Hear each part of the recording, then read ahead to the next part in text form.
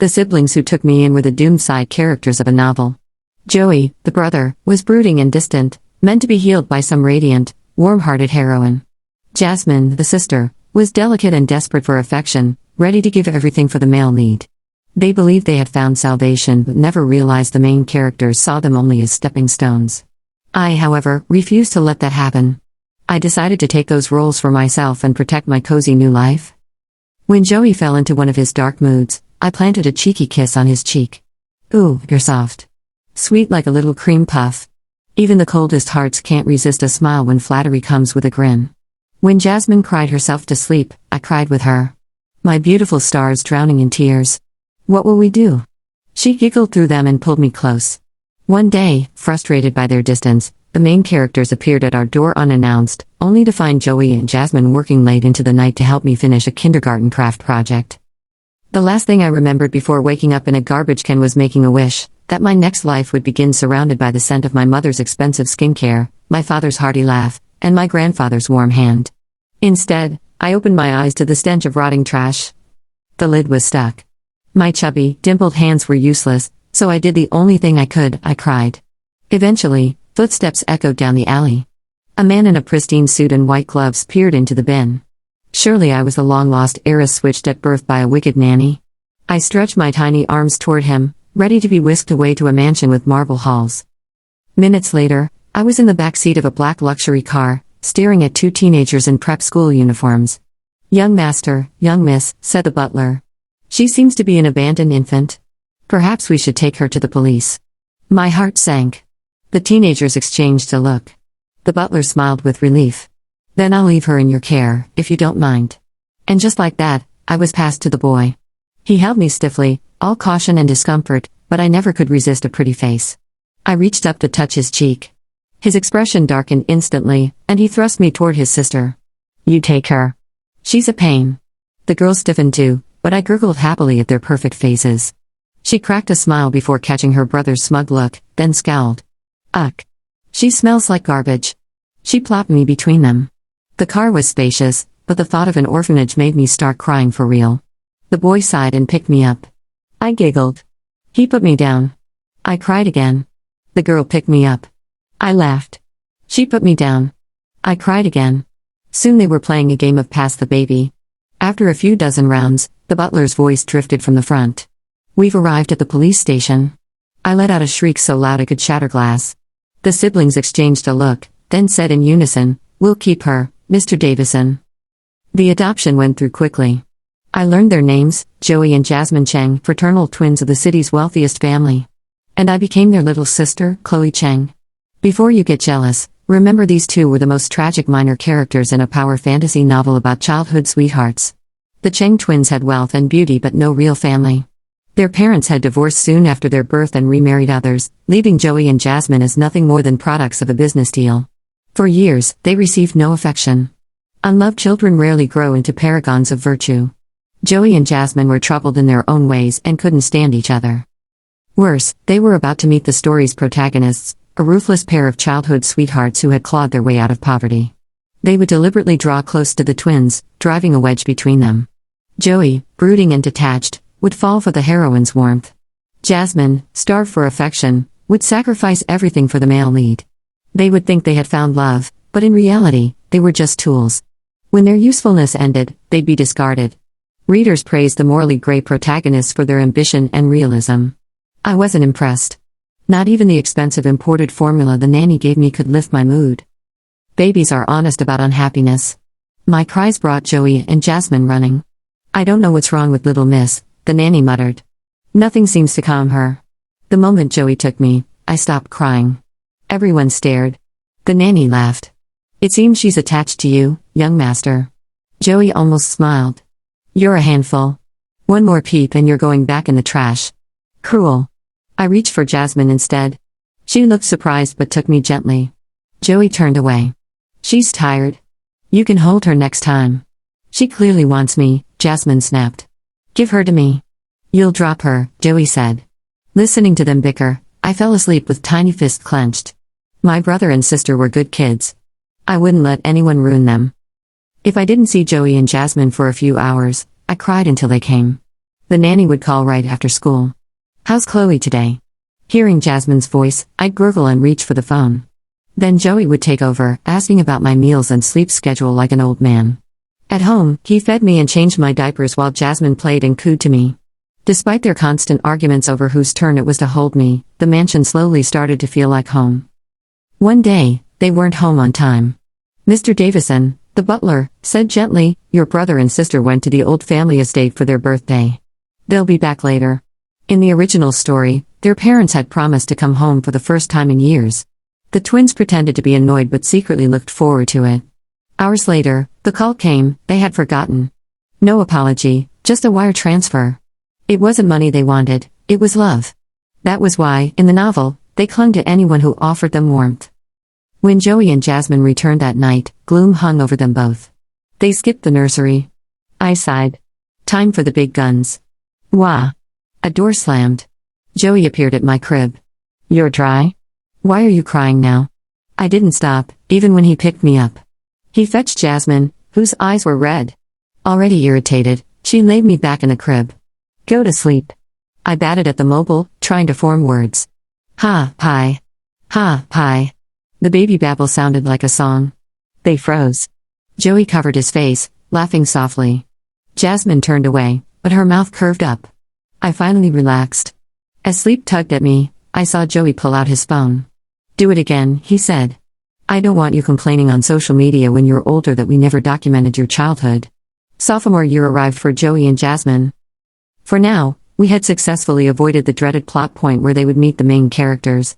Just as I was starting to relax, Joey disappeared. Mr. Davison sent people searching all night. By the next day, Joey returned covered in bruises and scrapes. Trailing behind him was a girl in a white dress, equally disheveled. Her innocent face barely hid the flicker of calculation in her eyes as she glanced around our understatedly luxurious home. Oh no. My inheritance. It's in danger. After the family doctor tended to their injuries, Joey explained he had gone hiking on a whim and accidentally encountered the female lead, Amelia. They had both slipped down a steep embankment, phones destroyed, luckily without serious injury. Right? Sure. Totally nothing to do with Amelia. When Amelia emerged from the guest room, she saw Joey playing with me. "Is this your sister?" "She's adorable," she cooed. Joey, always buoyed by praise for me, smiled. "Wanna hold her?" "I'd love to." "Get away from me." Which I let out the loudest, most heartbroken wail I could muster. Joey froze, glancing at her embarrassed face. "Sorry." She can be shy with strangers. Amelia recovered quickly, praising my caution as a smart way to protect myself. Her words clearly pleased Joey, who softened and instructed Mr. Davison to drive her home personally. She really was the female lead. Wrapping my brother around her little finger with ease, I closed my eyes in exhaustion. Jasmine didn't return home until evening, constantly glancing at her phone, a giddy smile tugging at her lips. The look of a girl in the first throes of love set off my alarm bells. Joey noticed too. "Where were you today?" Jasmine shot him a glare. "None of your business. Are you seeing someone? You have the nerve to ask me that? What about you spending the night alone with a girl and bringing her home?" "We were worried sick all night," Joey shot back. Jasmine scowled and went to her room. I waved my little fists in the air. It was happening. The moment the main characters appeared, the bond between the siblings began to fray. Later that night, as I drifted off to sleep, a familiar scent filled the nursery. Joey tiptoed over to my crib, gently lifting my head and slipping something under my pillow. "Be good, Chloe," he whispered. "I didn't mean to worry everyone. I ran into a fortune teller yesterday," he continued softly. "He said someone in our family was fated for a short life. I don't believe in that, but when it comes to you, I can't take chances." I followed his instructions and got a good luck charm from a shrine just for peace of mind. He chuckled quietly. "I probably got scammed, didn't I? But it doesn't matter. Our Chloe has to grow up safe and sound." Tears sprang to my eyes. Joey quickly picked me up. "Did you have a nightmare?" "It's okay, I'm here." He hummed a soft, low lullaby. I clenched my fists, silently vowing I would protect them. But I was still just a baby. There was little I could do. Meanwhile, Joey and Jasmine's lives were gradually entangling with the main characters. Amelia, claiming to repay Joey for saving her, began bringing breakfast and handmade trinkets. Joey, worried for her safety, often drove her home. After a fight, Jasmine stopped walking home with him, and a few times I saw the male lead, Ryan, giving her rides on his beat-up bicycle. Handsome boy, pretty girl, straight out of a teen drama. I rolled my eyes. Soon it was my first birthday. Joey and Jasmine held a small ceremony, placing me on a blanket surrounded by toys, an abacus, a book, a rattle, scissors, a toy piano, and even a doctor's kit. I crawled without hesitation toward the crisp $100 bill. Money, money, money. I babbled. Joey and Jasmine froze, then started subtly blaming each other. Joey, I told you not to play with your phone in front of her. Jasmine. I was about to say the same. Chloe is smart. What if she picks up bad habits? By now I could communicate a little brother-sister. No fighting. Joey. Pick me up. Chloe, you really like this? My eyes sparkled like money. He sighed. Well, as long as you're happy. It's not like we're short on it. Jasmine's expression darkened. Don't forget Dad's girlfriend is pregnant. Competition for the inheritance. Joey's eyes gleamed with determination. No one can take what's ours. We have to protect this family. If not for us, then for Chloe. For the first time in a long while, Jasmine agreed. First, we need to get our grades up. Heirs of the Cheng family can't be failures, right? Tutors. We need tutors. I raised my fists triumphantly. Tutors. Tutors. The next day, Amelia and Ryan showed up at her house. I looked at Joey and Jasmine. One's ears flushed red, the other couldn't stop staring. I slapped my forehead. You've invited the wolves into the den. You too. At the end of sophomore year, the school organized a field trip. Joey and Jasmine usually scoffed at such group activities, but Amelia and Ryan's presence changed everything. They both decided to go. Right before leaving, I threw a massive tantrum. Something told me the main characters were planning trouble. I planted myself in front of them. A wailing, tiny roadblock. Then Nanny rushed to pick me up. Brother and sister will be back soon. Let's be a good girl and wait, okay? No. Joey paused, then smiled. Chloe's old enough now. It's good for her to get out and experience nature. Valid reason, sure. But I suspected other motives. Surprisingly, Jasmine didn't object either. And so we went. We were the last to arrive, and the moment I stepped out of the car, I became the star. A chorus of "so cute" erupted. I gave a sweet smile, and the squeals of delight only confirmed my new status. Joey and Jasmine's proud, self-satisfied expressions made it clear they weren't just bragging on Instagram anymore. They were showing me off in person. Soon, a few girls approached cautiously. Jasmine, can we hold your sister? I decided to help them make friends. I reached my tiny hands toward one of the girls. Sister, hold. Her eyes went wide, her heart practically melting. Jasmine hesitated a moment before nodding. Okay, thanks for looking after her for a bit. I spent the morning going from hand to hand, winning hearts with every giggle. Sister, you're pretty like a flower. Ah. She's so adorable. A cheerful boy pushed through the crowd. I want to play too. Hey, little one. Say my brother is handsome. I looked at him. Seriously? Brother handsome? He grinned, unbothered by Joey's death glare. Okay, but who's more handsome, me or your brother? I blinked. My brother is more handsome. The class burst into laughter. He scratched his head. Well, can't argue with that. Joey's icy expression softened. The atmosphere warmed until Ryan appeared with a gentle smile. Hey there, little one. Haven't had a chance to hold you yet. Primal fear shot through me. I recoiled, burying my face in Joey's shoulder. He patted my back, expression unreadable, glancing at Ryan. You're scaring her. Ryan's smile faltered and he turned away. Jasmine followed him, worried. Amelia shot Joey an angry glare and stormed off. Assuming he was jealous and deliberately embarrassing Ryan. Joey handed me to one of the girls and went after Amelia. The girl holding me clicked her tongue. Looks like your brother and Amelia have a thing, sweetie. I buried my face in despair. I'd made everything worse at home. Joey and Jasmine immediately started arguing. Why are you always picking on Amelia? What did she ever do? Jasmine demanded. She provokes me. She knows I like Ryan, but acts flirty in front of me. She's not like that. They grew up together. They're friends. And you? Aren't you jealous of Ryan? That's why you're always so cold. They reached a stalemate and stormed to their rooms. Even I felt the fallout. Joey changed my diaper with a stony expression. Chloe, very rude of you. You smile at everyone else, but give Amelia the cold shoulder. She hasn't done anything. Who do you think I'm doing this for? Babies can't control emotions. I turned my back, presenting him my diapered bottom. Don't like her. She's mean. Chloe. I decided I wouldn't smile at them anymore. A cold war began. Joey and Jasmine started coming home later, and I became more independent. Fine. They had always thought I was a handful. Now they were getting their wish. By 14 months, I started walking. 16 months. I could use a spoon. By 20 months, I spoke in full sentences. The nanny sent videos of my milestones. But some nights, I could sense their presence in my room. Soft sighs hanging in the darkness. Sometimes it was Joey. Chloe, you're growing up so fast. I should be happy, but why do I feel so empty? Sometimes it was Jasmine. You change every day. We've missed so many of your firsts. I regret it. Growing up isn't all that fun. Baby, slow down a little. 3 stubborn people, all hearts, desperately wanting to be close. Before I knew it, Joey and Jasmine were seniors.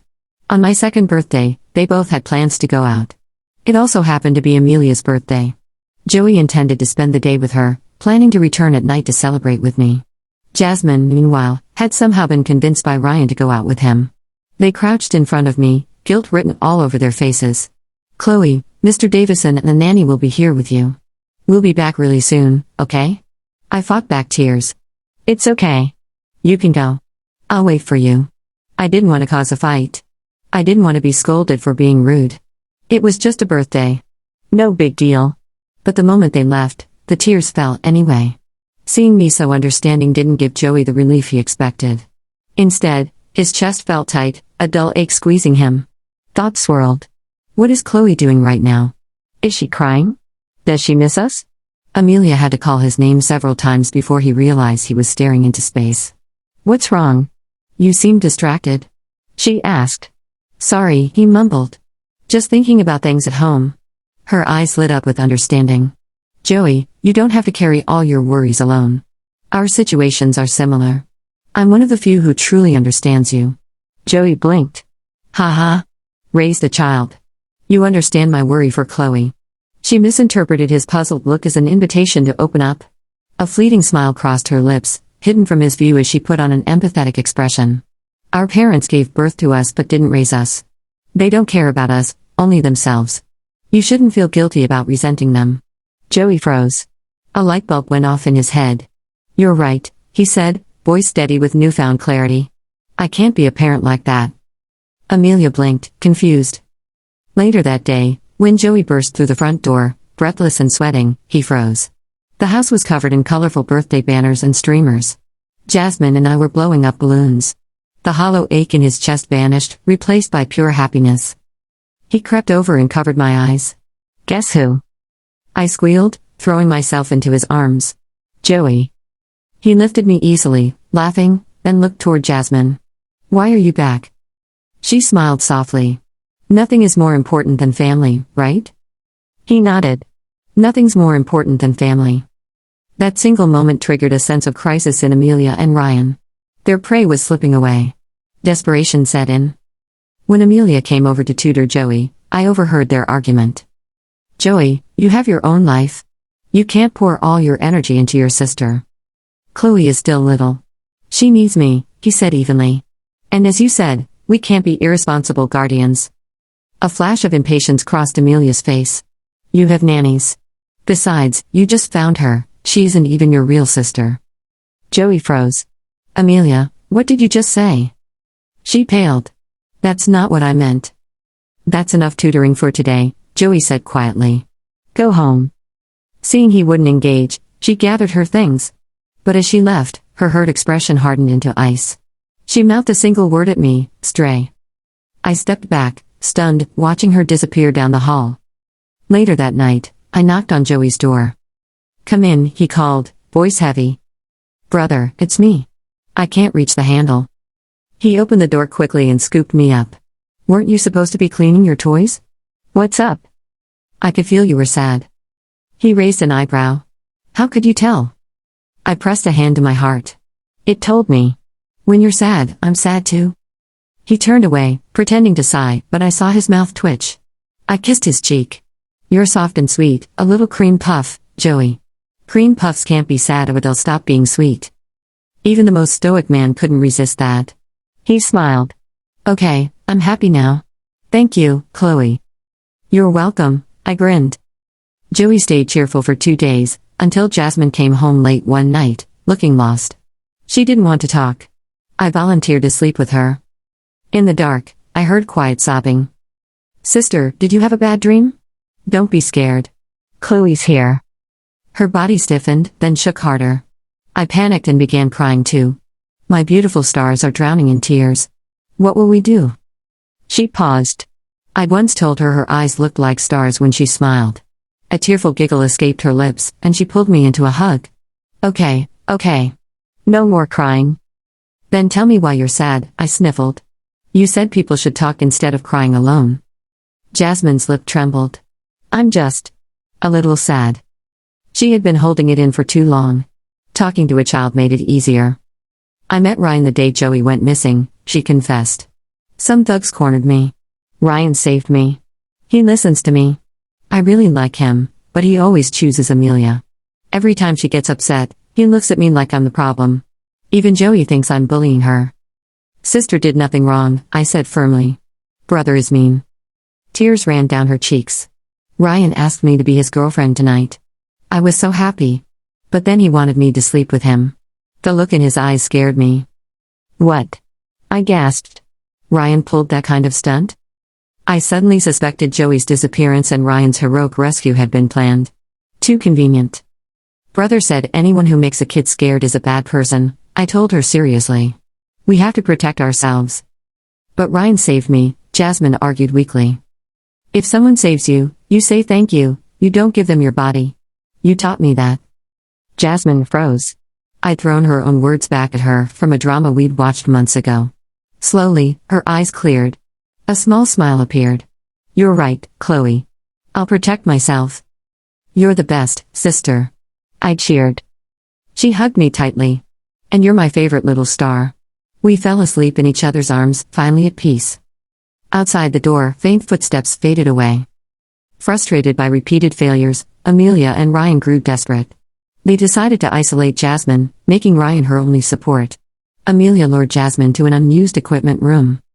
Your brother likes me, and Ryan likes me too, she sneered. Your life is such a failure. But Jasmine only smiled. I don't care. My little sister will always be on my side. Amelia's face darkened. She slapped herself hard, swelling her cheek. Back in class, she started sobbing quietly. Amelia, what happened? Students asked. Jasmine laughed bitterly. You're not going to blame me, are you? Tears welled in Amelia's eyes as Joey entered the room. She tried to look pitiful. I know you like Ryan, but I've told you, he's just a friend. Why can't you leave me alone? Joey walked closer. Jasmine braced for disappointment. But instead, he said, what makes you think I wouldn't believe my own sister? Amelia froze. Joey chuckled softly and ruffled Jasmine's hair. Don't worry. We'll prove your innocence. I didn't hit her, Joey. I know, he said. We'll check the cameras. Amelia's mask cracked. There are no cameras there. Sorry to disappoint, Joey interrupted. As major donors, the Cheng family upgraded the school security last week. Amelia went pale. Before she could speak, a cheerful voice chimed in. No need. I caught the whole thing on video. Jasmine turned. It was the girl who'd held me on the field trip. Your sister said I was a good person, so I thought I'd do my good deed for the day. If you want to thank me, invite me over to play with Chloe. Laughter rippled through the class. Even without the video, I believe Jasmine, one student said. Anyone who raises a kid as sweet as Chloe has to be kind. Yeah, she once lent me a tampon, another added. She's decent. One by one, classmates spoke up. Amelia and Ryan were exposed. The video sealed their fate. Faces flushed with shame, they were forced to apologize. For the first time in a long while, the twins went home together. In the car, Joey explained everything he discovered. You're saying those thugs were hired by Ryan? Jasmine asked, shocked. Joey nodded. And when I fell down that slope, Amelia was right behind me. I thought she was worried, but now I know it was a setup. But why? Jasmine whispered. Money, he said simply. They sat in silence, the truth heavy between them. Chloe never liked them, Joey added softly. Children's intuition is always right. I should have realized sooner. Jasmine smiled faintly. It's not your fault. We were both fooled. The important thing, Joey said, is that we learned. We protect Chloe and each other. No one will ever use us again. She held out her pinky. Pinky swear. No matter what happens, we'll always believe in each other. He smiled and linked his with hers. Pinky swear. Meanwhile, at home, I rolled over in my nap, smacking my lips contentedly. The afternoon sun was warm. What a perfect day for a snooze. Soon it was the end of their final exams. I had Mr. Davison take me to the testing center, wearing a little red dress for good luck. When the bell rang, students poured out. I perched on Mr. Davison's shoulders and waved a toy. Brother. Sister. Chloe's over here. They smiled, walking toward me. Thanks for coming, Chloe. The test felt easier with you here. I gave them both a big kiss. You're the best. Their classmates gasped and laughed. The little cutie's here. She told me I was more handsome than your brother. Liar. Watch your language. There were so many people that I got dizzy. Joey picked me up, smiling. All right, we're heading home. A classmate grinned. Bring your sister to the graduation party. Joey shrugged. Why not just have it at my house? Word spread fast. A few days later, their entire class arrived, everyone except Amelia and Ryan. Through gossip, I learned what happened. Their partnership had crumbled. Ryan's hand was broken by thugs. He suspected Amelia. In revenge, he hid her ID and exam ticket. They fought and missed their finals. They had tried to destroy Joey and Jasmine, but their schemes devoured them instead. Karma, as always, was poetic. I watched Joey on the lawn, advising a boy who'd just become a big brother. Nearby, Jasmine laughed with girls planning their graduation trip. The sunlight made her hair glow. They finally had friends, peace, and real happiness. Chloe, come on. Group photo. Okay. I ran over. Joey and Jasmine stood in the middle, holding my hands. Mr. Davison clicked the camera. We smiled, faces bright and full of warmth. Bonus, Amelia and Ryan tried to contact Joey and Jasmine but found themselves blocked. Desperate, they came to our gate but weren't allowed in. They didn't see the twins all summer. Meanwhile, I was about to start kindergarten. On the first day, everyone had to bring a handmade craft and introduce themselves. Joey and Jasmine insisted mine would be the best. They designed, cut, glued, argued, and started over again, nearly fighting in the process. Watching them, I sighed. This level of competitiveness is completely unhealthy. But deep down, I couldn't stop smiling. Our family was finally whole.